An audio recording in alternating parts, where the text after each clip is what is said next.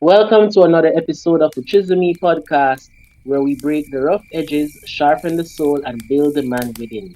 I'm your host, Miguel Foster. Every episode is a lesson, a story, or a letter designed to carve you into the man or woman you were meant to be. This is where transformation begins, one intentional cut at a time. And I'm here once again with TC, Thomas Connell, for part two of our discussion before the relationship, becoming the man who is ready for one. What is that the name? That's funny. So just mess up that whole intro and I'm like, just mess Right it to up. the end, eh? Yes. All right. Working on the kids. Here we go. Let me just run it back. Let me see. It's before the relationship, becoming the man Man, who can you carry can one. carry one. Yeah. Part two of our conversation. So previously, we were talking about readiness, identity, and how many people pursue relationships without fully understanding themselves first. But this time, we're going deeper because wanting love is one thing, but being prepared to sustain love is a whole other thing. So, we're going to be continuing the conversation, and hopefully, it will be a fruitful one. I look forward to it. Lovely. So, first and foremost, what kind of feedback have you been receiving so far from the first half of our conversation? That's when you start with that question because before I even get started on the actual meat of the matter here, I've quite a few people have reached out to me. All my friends know I don't take pictures very often. And that picture was taken about 3 to 4 years ago, and quite a few people have been reaching out to me and asking if that picture is AI. And no, that's a real picture. I was taken 4 years ago with a good camera, and that's about it. Anyway, outside of feedback on my picture, um, the feedback has been really good. One of our former teachers, administrators at Savai actually Yes. reached out to me and was giving pretty positive feedback, which was good to hear. I didn't even know that she'd see my status and watch it.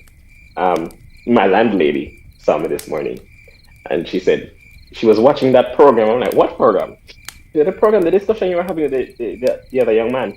I'm like, you mean the podcast? And she said, yes. She said, well, she was watching it with her daughter.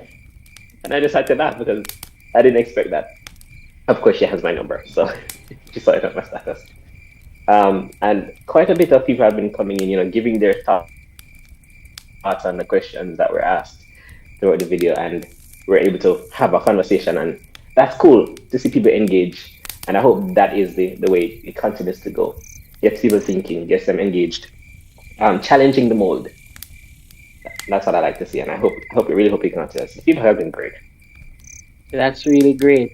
And I mean, apart from the school administrator, I don't know your landlady and her daughter, but it's nice to know that different persons are being blessed or even inspired by the episode. And similarly, I have been receiving feedback as well, both from males and females, and about how they've been introspecting since listening to the podcast, and I've had Yeah, some personal conversations with some persons as well. So it's really a blessing, and I hope that this episode, as we go further into this discussion, it will, prove to be even more fruitful for other persons on their personal journeys as well. So we're going to go indeed, straight into indeed. the questions. Are you ready, TC? Here we go. Let's do it. All right. So, TC, do you believe that most people truly understand the emotional responsibility that comes with being in a relationship? Mm. You want the easy answer or the long answer? It's a podcast, so um, long I answer. don't really think the long answer, right? Yes. Um, so this one is for the soundbite. No, I don't. The longer answer. Um, I think many people are often naive when it comes to what relationships require to work. And this applies, I think, to young people, even older people, um, in church and out of church, regardless of what your denomination is. I think we underestimate how much work it takes for people of opposing views to operate vulnerably with each other.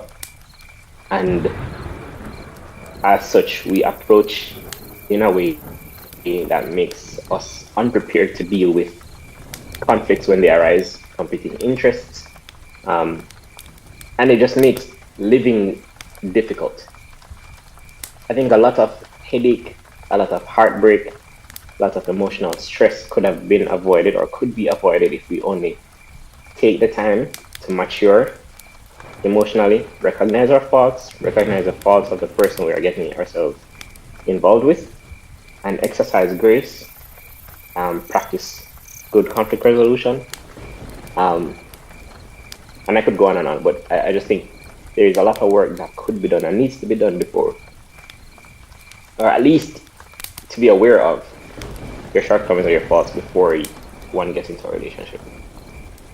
Thank you. I actually agree with you because based on personal reflection on different times in my past experiences and even observing others as well, both male and female, many times when we look at relationships and even marriage, the product of, the courtship, as it were, Yeah.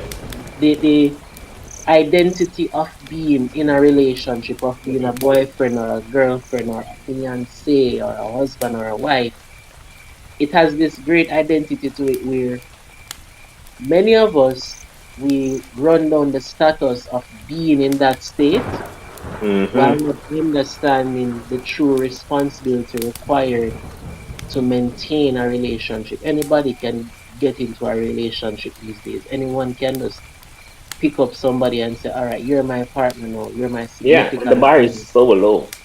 Yeah, but to really keep a relationship long term, better yet, till death, do the person's part, or does the person's part, or till Mm-hmm. Jesus even comes.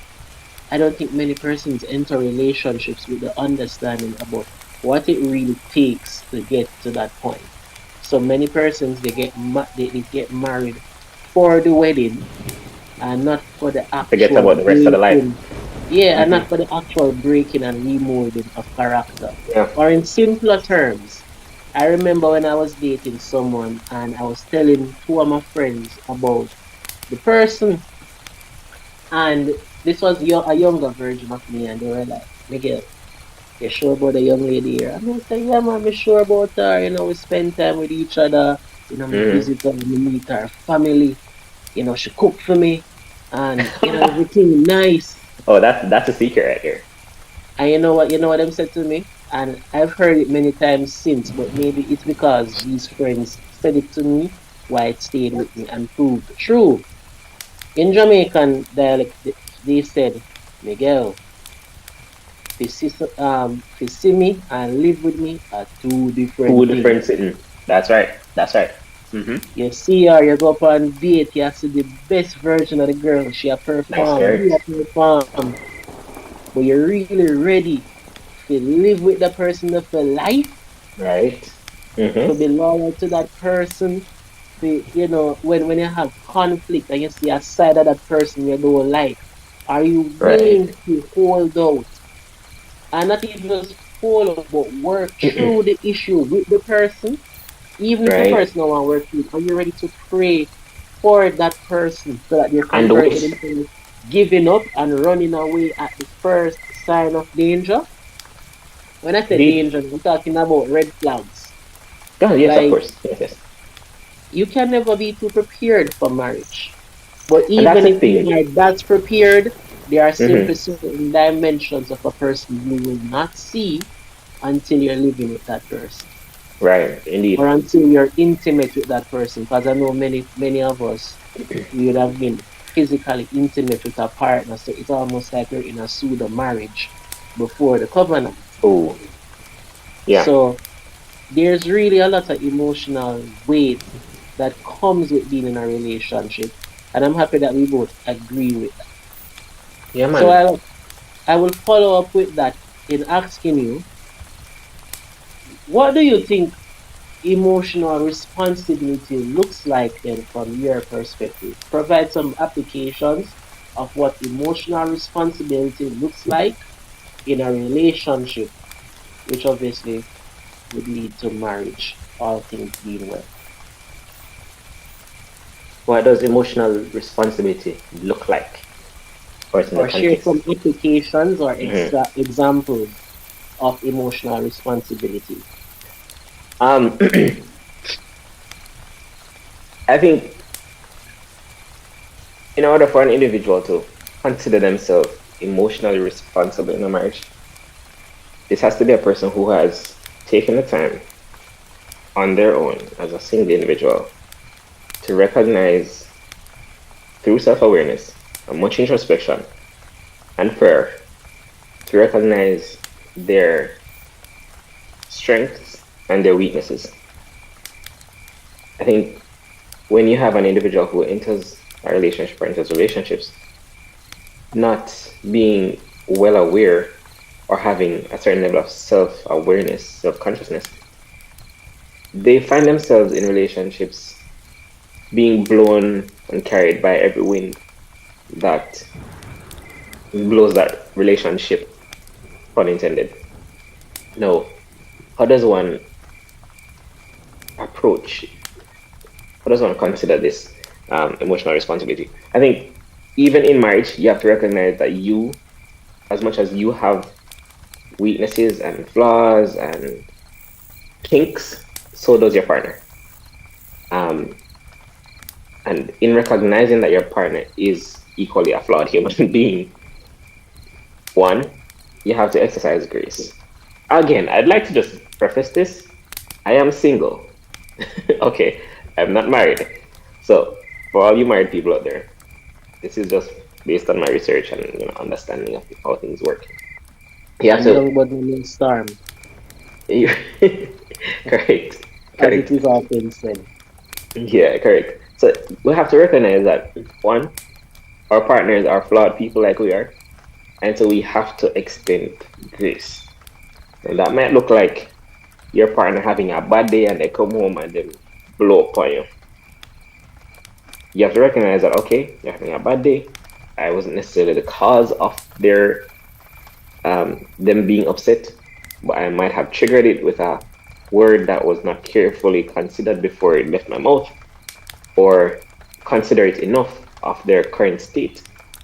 And so one thing led to another, pretty much. We have to recognize that, yes, they're flawed, number one. And we have to recognize that when our partners are down or they're slacking, we have to pick up the slack.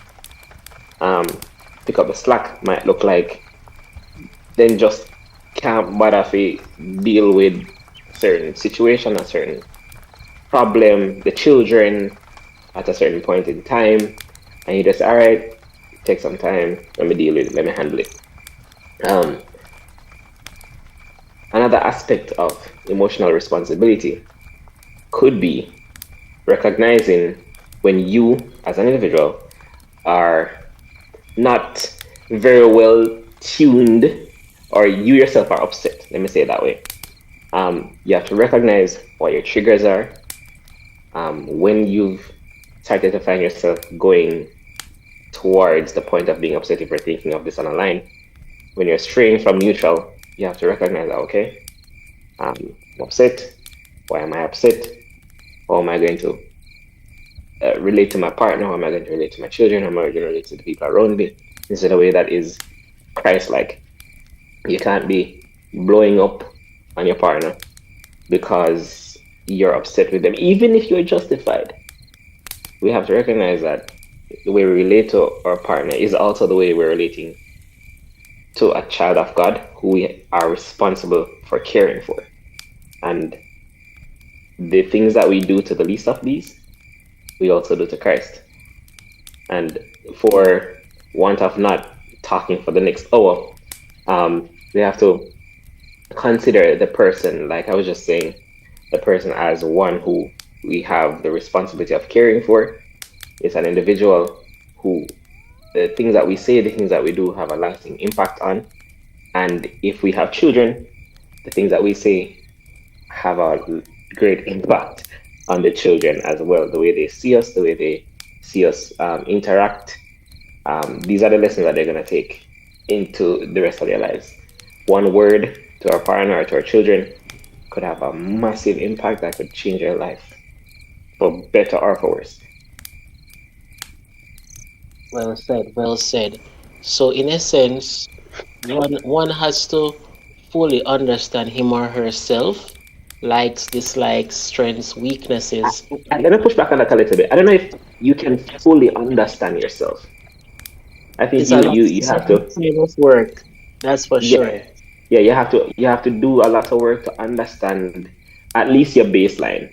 You know who you are. You know the Yeah. things that you're not great at. You know the things that you are better at. And when you find the things that you're not great at, you expend intentional effort to work at it.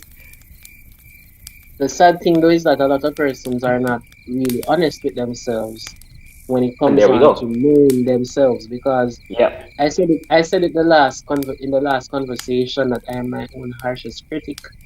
And Hmm. that's why when persons criticize me, most of the times I'm not surprised because I was probably already thinking You've about it thought about it. anyways. Yeah, yeah, yeah. But that helps me to have to have a low, that's one way. It helps me to have a A low realistic view of view of yourself. myself in the sense that I remain humble. Not that Yeah, right. I am self-depreciating, but I know the triggers that I have. I know my dislikes. Hmm. I know my pet peeves. And I Right. know that as much as I love someone, if they do these things, even unintentionally, it could very well get me upset, which could be expressed in different ways. Even how I Exactly. express anger, I am aware of factors that could lead to that. And because of Hmm. experiences I would have had, instead of me just putting blame on other persons that caused me to be triggered. It helped. I look into myself and I always try to assess what could I have done better or what can I do better in the future, and it helps me to grow. So I Right. think And that even if is they were a wrong, real time thing. even if they were wrong, there could be some truth to it, and it's worth considering. I think this is where Yeah. a lot of value comes from counseling. I know I'm a man like any other dude. Me no really want to go chat to nobody about business, especially when me no know them and then I have nothing to do with them. But the reality of the matter is this: it is beneficial to have an objective third party look at your jigsaw puzzle and tell you where the places aren't matching, the parts aren't matching. A lot of times we need people to challenge our understanding, challenge our positions, to open our eyes. So if we are lacking in a certain area, when we have someone challenge us, it's like if you've ever heard the take on martial arts. There are certain martial arts like karate. They always say karate only works if you have a fight against somebody with karate, with no karate. It won't hold up in an MMA ring. You know the efficiency or the efficacy of a martial art when you test it, when you bring it into a sporting arena, and it's measured against other fighters.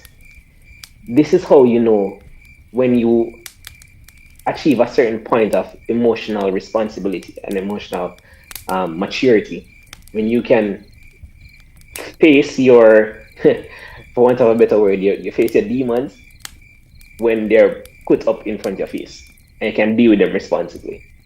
Yeah. Counseling is a really good means to do that. Counseling is definitely important. And if you can afford a clinical psychologist, lovely. If you can't, find a trusted friend with proven character and experience in Yeah. life that can assist. And this may sound cliche, but really and truly, nothing beats prayer. Nothing's Oh, for beat sure, prayer. for sure. Because just, I think being honest with God, being raw and honest with God will give you a lot of clarity, even more Yeah, clarity than a human can ever give. And that's what I yeah. personally do. Hmm. personal experience. Yeah, And I'm a huge fan of journaling as well. I find that journaling helps to bring a lot of things in perspective for me. especially if So you're an introspective person. Yep. Hmm. so when we talk, so I would say it definitely helps, but indeed talking to someone certainly helps. On the other hand, based on what you were saying, and I'm not trying to repeat everything you said, no, I'm just giving feedback and hopefully another Yeah, perspective from what you were saying.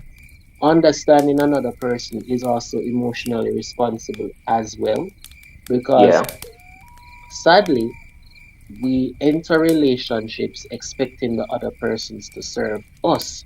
What can you do for me, or what have you done for me lately? that's It's great not language it's not a normal thing to go into a relationship these days thinking, with what the can I intention to do? serve. Yeah, what can I do to Yeah, enrich this person's life? yeah. Even the Lord said it is better to give than to receive. So how many of us go into a Amen. relationship looking to give more than we receive? Or is that simp behavior? Are we even Yeah, ready for that conversation? that's so hard, man. Because heavy on that. Because it's true. A lot of us. Did I mention this in the last podcast? Matthew asked me some time ago. Why I wanted to get married, and my reflexive response was gonna be, the right answer.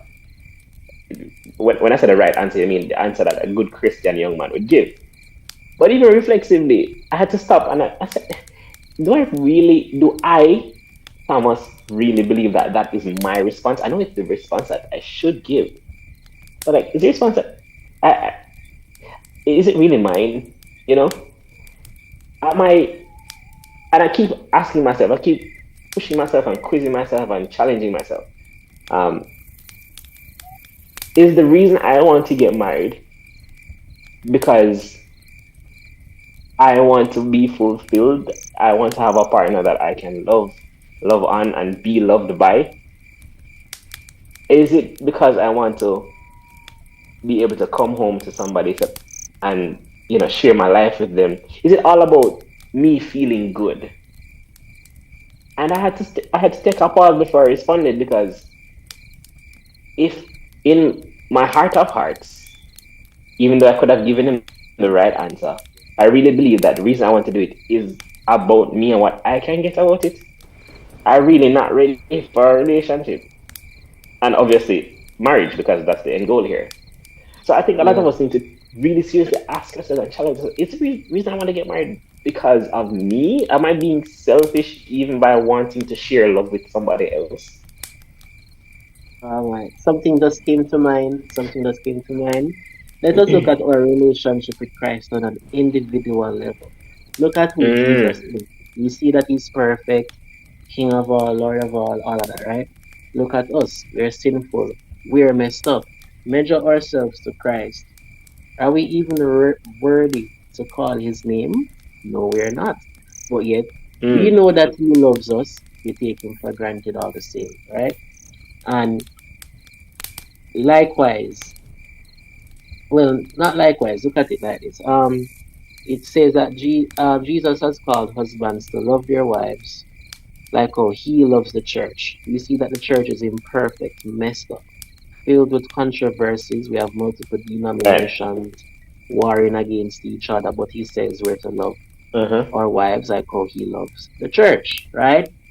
Now, imagine Yeah. Jesus is going through this refinement process with us, so that as a church we can be seen as pure and ready for that spiritual marriage between him and the church, in the sense of him coming back for us when we are refined and sanctified so that we can live with him, reign with him forever, right? Right. Yet, with that understanding, how many of us now have the dream of having that trophy wife or that trophy husband, wanting a perfect person on the wedding day without realizing that actually there's going to be a lifetime of work on that Mm, partner until we get to that point? word. I don't know how Yeah. heavy that hit, for some listeners. Yeah. But our entire perspective on relationships and marriage need to change. Instead of looking for the most perfect partner, I would suggest allow the Lord to lead you to the right person to whom you can be a witness to, even in an intimate or romantic way, Mm-hmm. in the confines of marriage, because marriage itself is a ministry and marriage Right. is a lifelong school from which you will never graduate. From Right. that perspective, marriage is a blessing. How I look at marriage Right. is that Indeed. there are certain lessons about myself that I will not learn being single forever. That's just me. Right. It is a testing ground, man. It is a testing ground. And because I want to make it to heaven, I Mm-hmm. want to get married. That's on a way, but I believe that No, agreed. I will not be as selfless until I am a husband and a Mm-hmm. father, and more so a father. Right. And I know Mm. that I will not be stretched certain ways and I will not be changed certain ways unless I am a father. And that's not to say I idolize marriage or parenthood. But until Mm. we're in certain situations, we won't truly understand God's love for us. Like, I don't think I'll fully understand God's love for me until I have a child where I give me pay problems. I may have to still love him same way. I still Yeah. have to provide for him or her, that type of thing. Mm.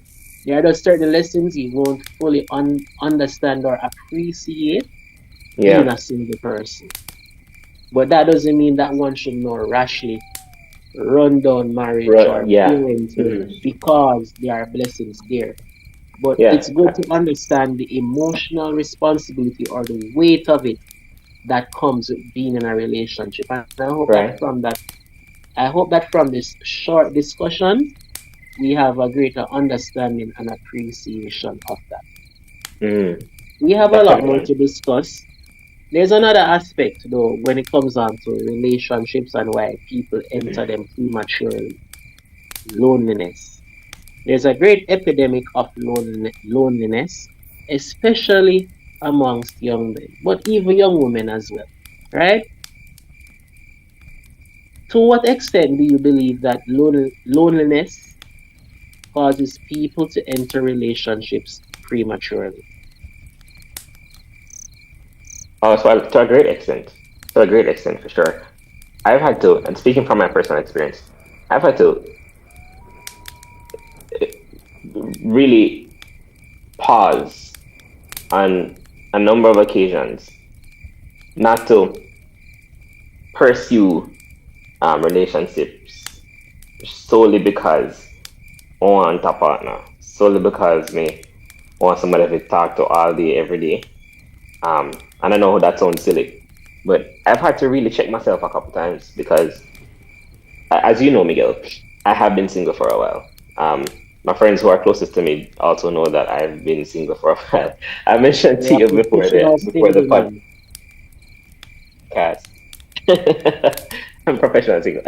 um, I mentioned to you before the start of the pod that a friend of ours um, mentioned that they hadn't seen me in a relationship since they've known me. And I'm like, that makes sense because I haven't been in one. And as you can imagine, though I've been single and that is by choice, the choice doesn't make it easier. Uh, you know, I still get lonely at times, or I still feel lonely at times, especially in a world like we live in, where sex sells everywhere, relationship sells everywhere. Valentine's Day just gone, so you know, um, everybody around you, your friends are getting married, they're having children. As a man, sometimes these things, they do weigh on your mind. So for somebody like me who is single by choice, I can imagine how much more it is, um, how much more pressure one who isn't single by choice feels, how much more lonely they feel, especially when they really want to get into a relationship and it just not work out. I'm pretty sure the pressure is great. A lot of people really are feeling lonely, and as a result, they find themselves getting into relationships or situationships out of desperation. And Lord knows how much damage that does, especially when you haven't even done the work before to make sure that you're in a good position mentally, emotionally, spiritually to get into a marriage or even get married. I haven't done the research, but I'm pretty sure if some research was to be done, the stats would be dismal. Yep. And it goes into even the norm, the social norms or expectations as to how quickly one is expected to get married or be in a Right, your relationship. timelines, eh? It was Mm-hmm. just this week that somebody on a Jamaican news network, I don't know the person's name, but he was talking about like young men and the expectations placed on them. And he said something like, if you reach the age of 30 and you don't achieve financial stability, or you're living with your mom, you haven't started a family, or you're not making steps to starting a family, you're Mm-hmm. s- you're a bum. Or Oh in other man, words, come on. you're a waste man, or something is wrong with you. Mm-hmm. And it has caused a lot of outrage and different conversations. Understandably so. What I'm saying is that it highlights one aspect of loneliness, because Mm-hmm. you don't know what a person is going through, but there are times when persons just say, "Ah, you know what? I've been single for far too long. It's time for me to just jump into a relationship. It's time for Yeah. me to do something about this." Or they say, "You know what? My biological clock is running Hmm. out." That is especially for the ladies. My Yeah. biological clock is running out. I'm getting into my early 30s. Something is wrong with me. So, definitely for sure, I need to get married now, or I need to just say yes to the next guy that Yeah. approaches me. And what And bro, people also say, predators smell this on you. oh, trust me, we can Predators smell it. smell this on you. They smell the We desperation. can smell the desperation. And I always say that men are indeed dogs. But I like to Oh respond that God. men aren't dogs, men are You know wolves. what? It I have the applies. better word, men are wolves. Because It works here. men are hunters. Men were No, made to yeah. pursue. So dogs is a derogatory term in a Yeah. sense. But like But I it works prefer to here. say, all men, all real men, are wolves by nature. We pursue and Mm-hmm. we observe, we look, and we go after what we want. And if we find, and it's easy to realize when a woman is desperate. And sadly, if a man is not emotionally responsible, he Yeah. can take advantage of that. Sadly, As often is the case. yeah. So honestly speak, so loneliness really leads persons into going to it leads persons to taking up relationships prematurely, or even worse, binding themselves in long-term covenants that was not ordained by God. Mercy. Man, you know how much damage that does? Oh yes.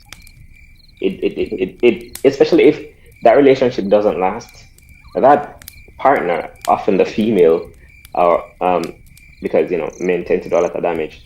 I'm probably biased here, but both parties tend to leave with a lot of damage, and all that baggage is brought into the next thing and the next thing and the next thing. And even if they find themselves in a healthy relationship, Lord knows you could have done without the baggage. They're going to end up in a healthy relationship carrying so much baggage and so much problem and so much stress that life could have been made so much simpler had you just waited. Yeah, so it's a blessing to wait on the Lord. I'd say both male and females, it's best to wait on the Lord. If you are feeling lonely, you do feel isolated, I completely understand. I've been through it many times as well. But the Lord is a great comfort to those who are brokenhearted, or to those that feel lonely. And Hmm. there are other means of community that you can find And to mend service, that man. loneliness. And service. And It's hard to service is say. so important. Yeah. You're right. Because thinking about it, are you sane? Or let me use me. If I reflect on previous versions of myself, was I really sane to myself that the only way I would feel whole or fulfilled is Hmm. by going into an intimate relationship with any woman that was available to me, so that, all right, we can get the hugs, we can get the cuddles, we can get the Mm. kisses, or even more. I've tried it, it no work. And I've Hmm. definitely asked God for forgiveness for running into relationships that weren't meant for me, and not meant for the other person either. I mean, Yep. I've probably caused hurt in that way as well, and I've asked God to forgive me. And where Mm-hmm. I could ask forgiveness from the other persons as well. And that's my But tricky man. Mm-hmm. yeah, it's very important. Cause even me, I try going, I'm not rampant with my life. Of If not, me, course. I'm Or, trying or, to. or, or the lives of anybody else, because the Yeah, damage we do can consequence really of get being somebody out of heaven. prideful when I need to be a pure heart before the Lord. Remember, I know the Lord loves those who come before him with a broken and contrite Mm-hmm. spirit. So we should not hesitate to ask for forgiveness or admit our faults. I don't believe in weaponizing people's faults and dangling it in front of their faces, Right. but we And can that. use our faults as a means of strength to be better and to Mm-hmm. inspire others to be better as well. So Yeah, I and I want know to this is highlight that for those who are continue. listening. The title of the podcast, Becoming the Man Who Can Carry a Relationship. That right there, if you have find yourself in a relationship with somebody who is flawed, well, who is flawed, who has baggage and has, you know, has had these uh, such a darkened relationship history, and that person is unwilling to move past that and recognize that, yo, even if they weren't at fault in the situation, to recognize that they might have had a place in it, whether it is by being too jumpy or whatever. We have to recognize that the man who can carry a relationship is the man who is willing to admit his faults, who is willing to say, yeah, I'm Indeed. sorry, As who Solomon said, will the righteous man falleth what submit 7 times himself and first riseth to. again. Indeed, he rises again. He needs to rise again. And I just like to point out here again that submission doesn't only come from the women. It is often said in that context quite a bit, but submission comes from men as well. We have to submit first to God and then to our partners, recognize when we are at fault. It Definitely, has to come definitely. from us as well. In fact, it probably should lead from us. Yeah, because if we want women to submit to us, if we want our wives, our individual wives to submit Our to us, wives. Yes, yeah, I have to clarify that. Not all women.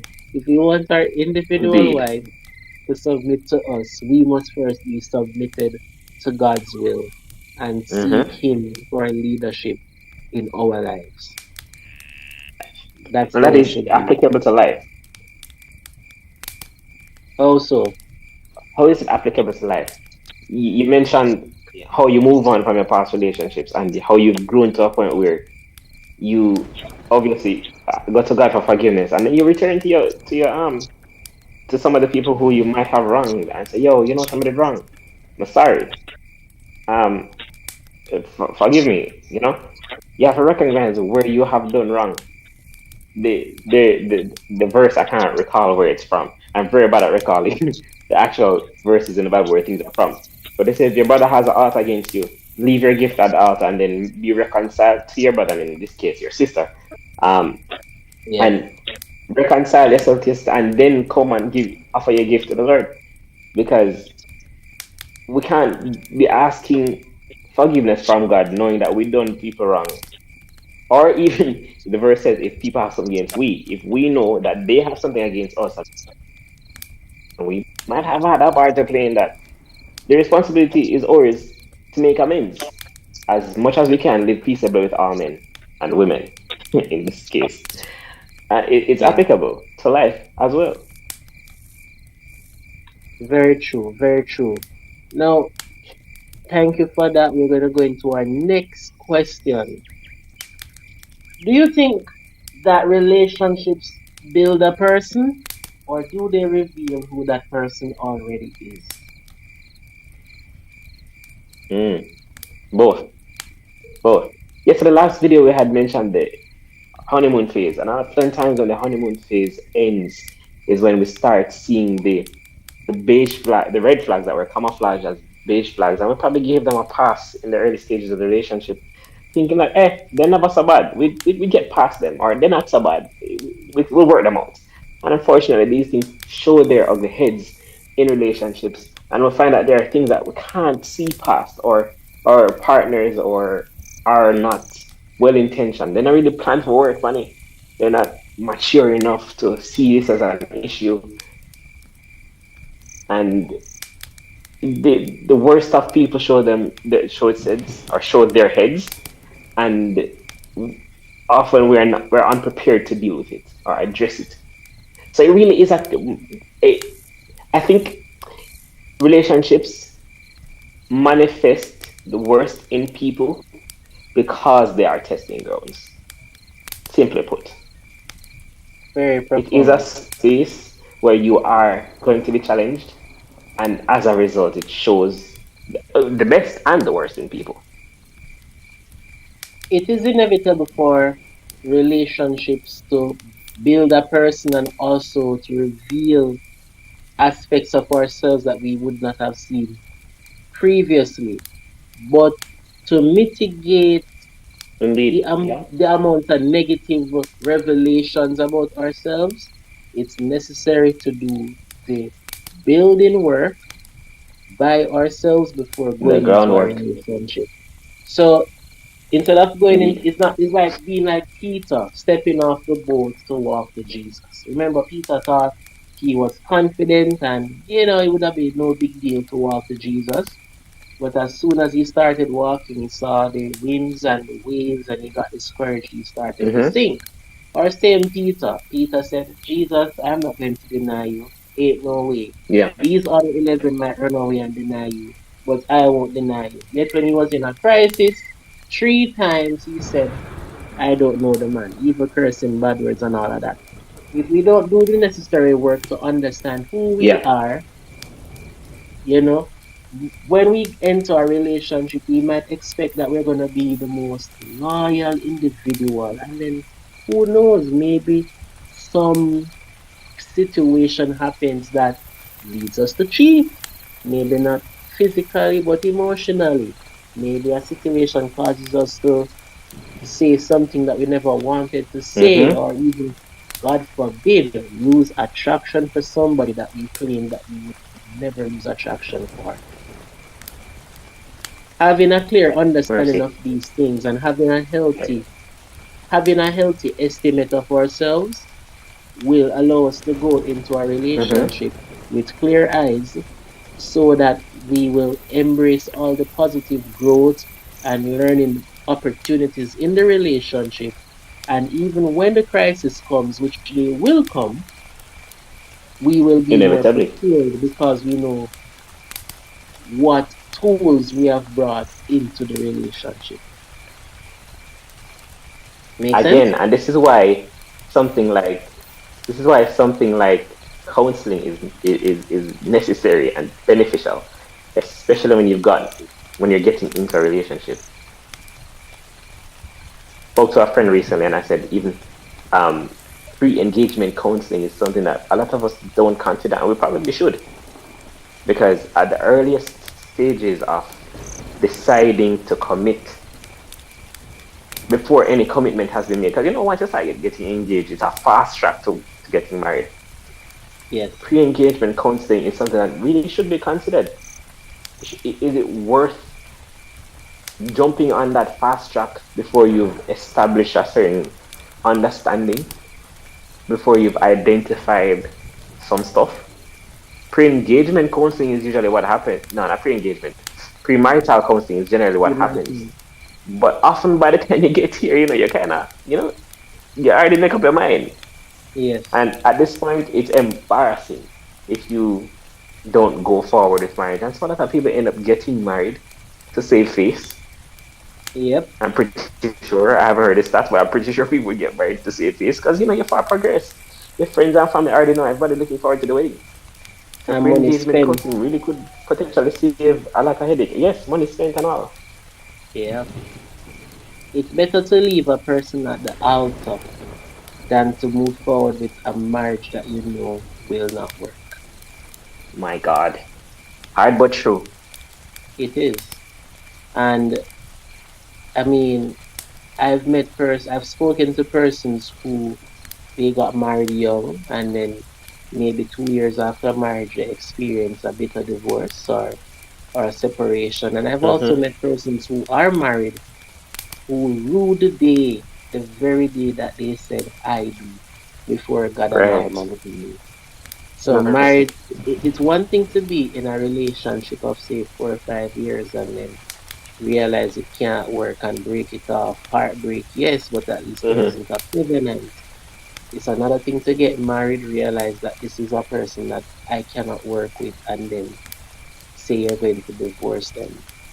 Actually, there's a greater onus Yeah. on such persons to make their relationship work, unless, as Mm. I say, unless there is some extreme physical abuse where a Of course. person's Yeah. life is Yes. in Yes. danger. Because dare I say that I don't believe Yeah. that persons should automatically get divorced if somebody cheats. That's my hot take. I don't support cheating, but my hot take Mm-hmm. is that I don't believe that two persons should just rush and divorce just because one person step out. I understand it. Jesus Yeah. himself said it's Mm-hmm. permissible, but marriage is such a sacred thing that everything has to be done to Yeah. really keep that union present. Because when God Yeah. make two people one enough, not just emotionally or Right. spiritually, but There are deep even implications to separation. even biological separation, because you share Mm-hmm. DNA and all that. It's not an easy thing to separate from somebody, I Indeed. believe, Fully agree. and then say you're I gonna get have. married to someone else. I have huge respect, massive respect for people who can forgive in the place of infidelity or in situations of infidelity, because that is perhaps the ultimate test in a relationship. When your partner decides to step out on you, whether it's emotional um, infidelity or the actual physical infidelity, Yes, for one to say I forgive you and let's work this out is a level of if I is a level of Christ-likeness that even I struggle, and I'm not saying even I to say I'm on a pedestal or anything. I'm just saying even I struggle to even fathom it. So I definitely understand, but massive respect to anybody because, like I said, it's like the ultimate test. As far as you're concerned, that is the person's true colors. yes. You know, being revealed, manifest there and then. It's not that hurt won't be there in reconciliation, but if I should present an application, every single time that we choose Satan over Christ, that is a greater form of adultery than even the physically intimate Mm, one. Every single time we mercy. know that sinning is wrong and we still do it anyway, that are the Uh biggest huh. bun you could have ever had. First, you know that Jesus died for you. Paul says it that when we sin against Christ, it's like we are crucifying him afresh. We're putting him down on the cross. We're laying out his hands and Yeah. feet. We're putting the Mm-hmm. spikes in his middle and in the middle of his feet and driving them with every single blow. Now, how many Mm-hmm. times do we sin per day Yeah. or per week? That's the amount of times we're re-crucifying Christ over and over and Mercy. over again. And yet, he forgives us and he Mm-hmm. gives us chance. Jesus said, how many times should we forgive a man? Jesus says we should forgive a man 70 times 7. That's 490 times. That's 490. Goodness. And that's probably in a day. I don't think anybody can do us wrong 490 times in a day. And if somebody even do us wrong 490 times in a lifetime, that would seem extreme. But I'm sure Yeah. we have sinned against Christ consciously more than 490 times Yes. Indeed. in our Indeed. lifetime. And yet he has For sure. forgiven us. So I'm not gonna I've tell been a never did person that to count, but I'm stay. pretty sure. Yes, I'm not. So I'm not gonna say that a person should stay in an unhappy marriage just like that. But the same amount of effort that Jesus puts out in being long suffering and in being faithful to us, those in relationships or courtships, those in marriages, Don't give up too easily. Take it to God in Mm-hmm. prayer and Yeah. have honest conversations that can refine both partners. And again, me I talk as a Mm. single man, so hey, you're not going to take what me Yeah. say, every Jamaican can say it, Me give you advice and you say, hey, it's up to you, it's up to you. Indeed, indeed, Yes, indeed. so Fully agreed, man. the final question for this Mm-hmm. evening is what kind of man or woman do you think a person has to become to carry the kind of love he or she says that he or she wants? In other words, what kind of person do you have to be to receive the blessing of that special partner that you want God to provide you with? It's like a reflective question. Mm. It is a reflective question, and as you asked, I'm here And thinking about you the can speak personally the on this best one. response I could give.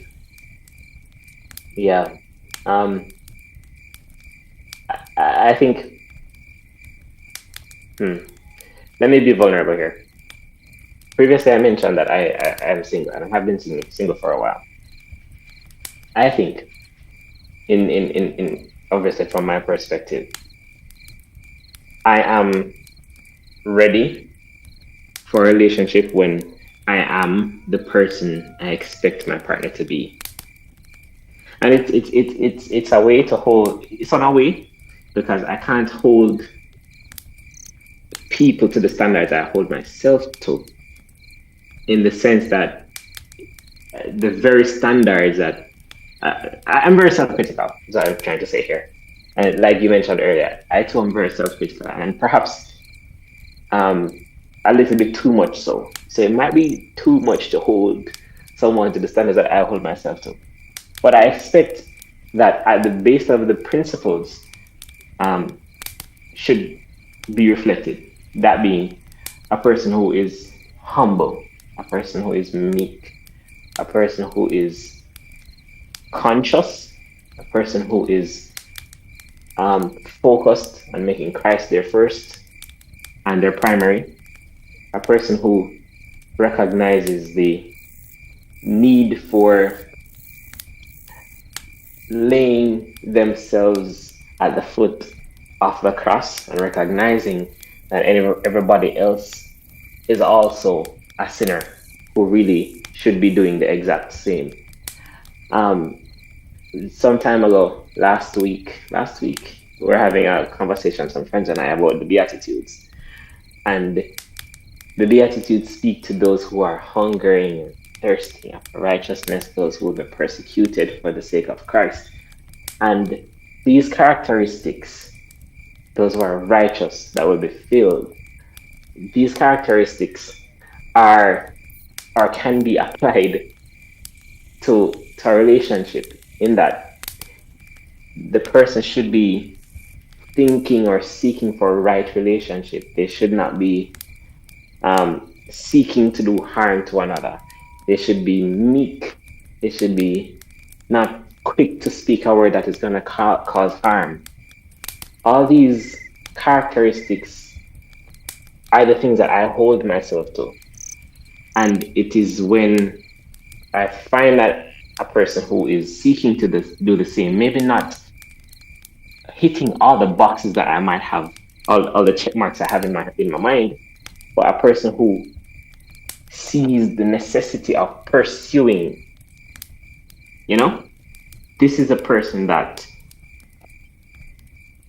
well, at least when I become that person, I see myself as ready for a relationship and an individual who is pursuing same. So, in summary, what I think um, I have to do, or what a man needs to do to be in that position to carry the relationship, is to recognize their standing with God, submit themselves to God, recognize what God considers to be, or who God considers to be a good man, you know, and position himself in such a way as to be same.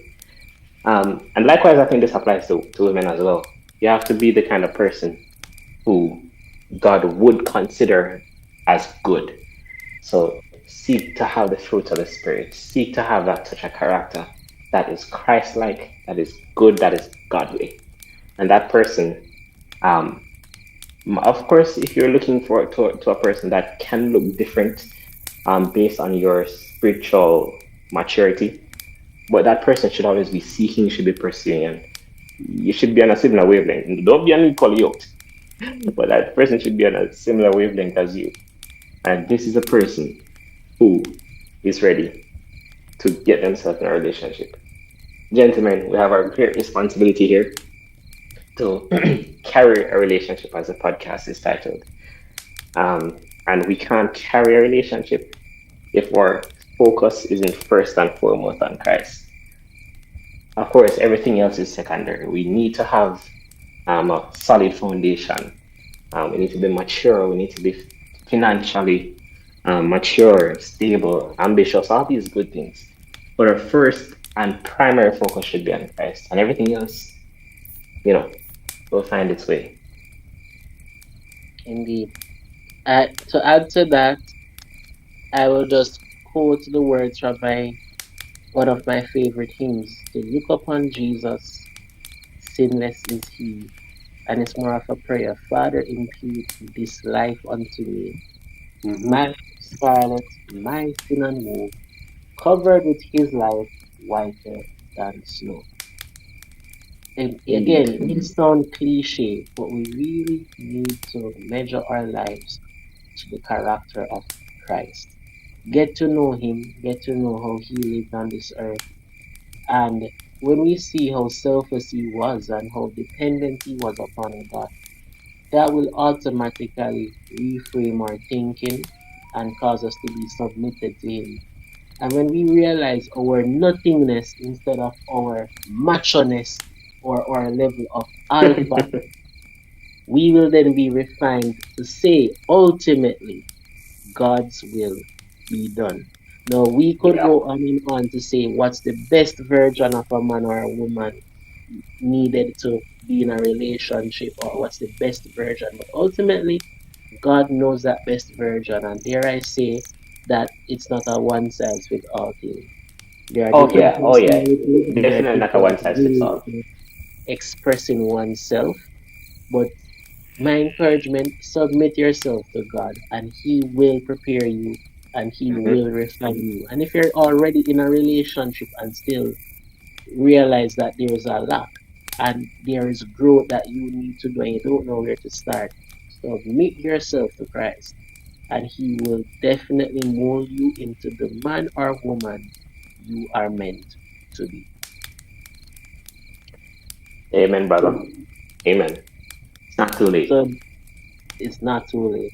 With that being said, TC, thank you for being a part of this conversation and sharing your perspective over these 2 episodes.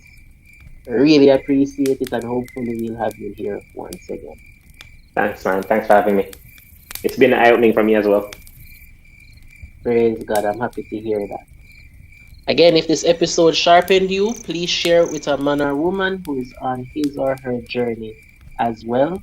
Thank you for listening to the ChiselMe podcast, where becoming is a daily choice. Keep chiseling, my friends. Until next time, I'm Miguel Foster. Take care.